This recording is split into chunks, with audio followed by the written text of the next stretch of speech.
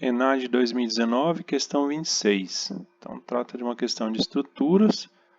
E ele comenta sobre a cobertura da quadra do Clube Pinheiros em São Paulo, clube de tênis. A obra foi de pequeno porte para usar uma membrana de politetrafluoretileno. É a primeira obra com esse material no Brasil. É uma membrana. Ela substitui a cobertura tradicional. A vantagem é que ela permite a passagem da luz. Então, por ser um polímero, ela, uma propriedade específica, ela fica translúcido a luz. Ela não dá para ver o externo, né? Mas passa a luz. Então, passa a leveza, deixa claro.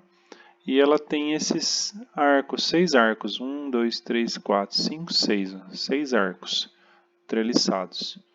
São 6 peças, tem 40 metros de extensão e espaçadas 7,5 metros entre si, que se apoiam sobre, apoiam, detalhe importante aqui, apoiam, então ela está apoiada aqui e está apoiada do outro lado, esse arco, apoia sobre o solo.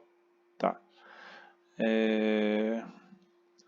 O sistema adotado é recomendável para estruturas que precisam ser grandes vãos. Já falou, 40 metros, né? Um grande vão, precisa solicitar o mínimo de esforço nas fundações.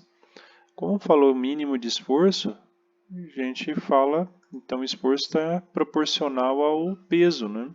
Essa cobertura aqui ela é leve, permite a passagem da luz e vai transmitir pouca carga. E é uma estrutura de aço ainda, vai ficar levinha para a estrutura, né? Para a fundação. Então, tudo bem até aí. Aqui a gente tem um corte desse arco, né? Ele está falando que é apoiado, e observando a foto, então a gente vê uma treliça contínua.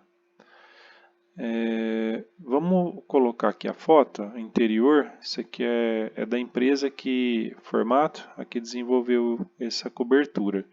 Como é que fica claro, né? Então isso é constante. E aqui estão as treliças com os pontos de apoio. Beleza. Então essa é a estrutura em aço. E essa aqui, se a gente for ver essa estrutura em madeira, ele fica em outro país, é feito com madeira laminada colada. Qual que é a diferença aqui estrutural?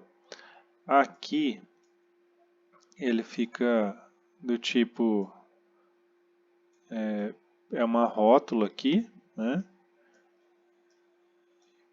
E aqui também é uma rótula. E esse meio, acabei fazendo no lugar errado aqui.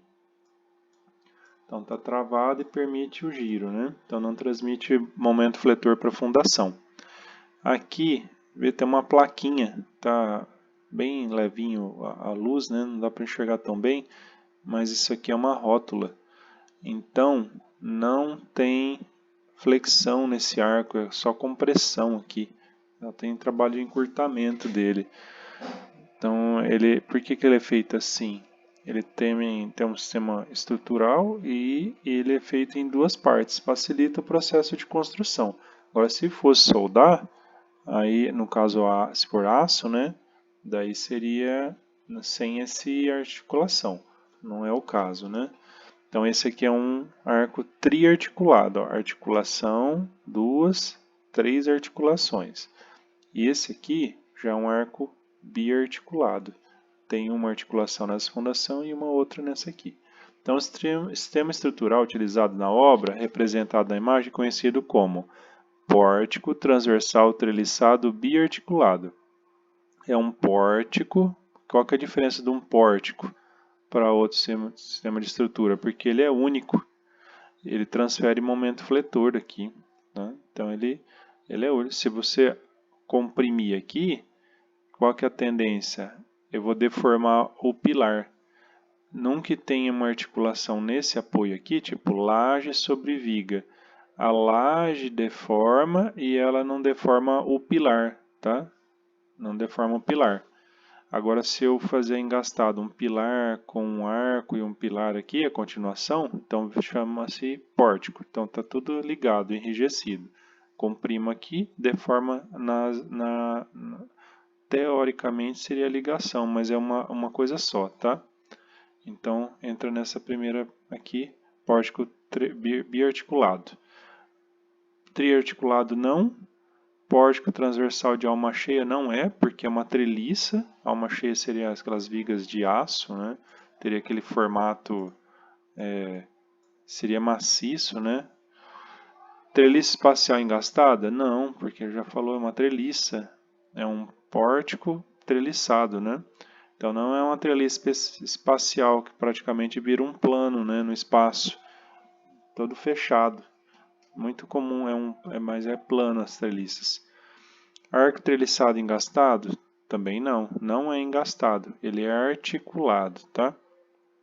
Então a gente fica só com a letra A.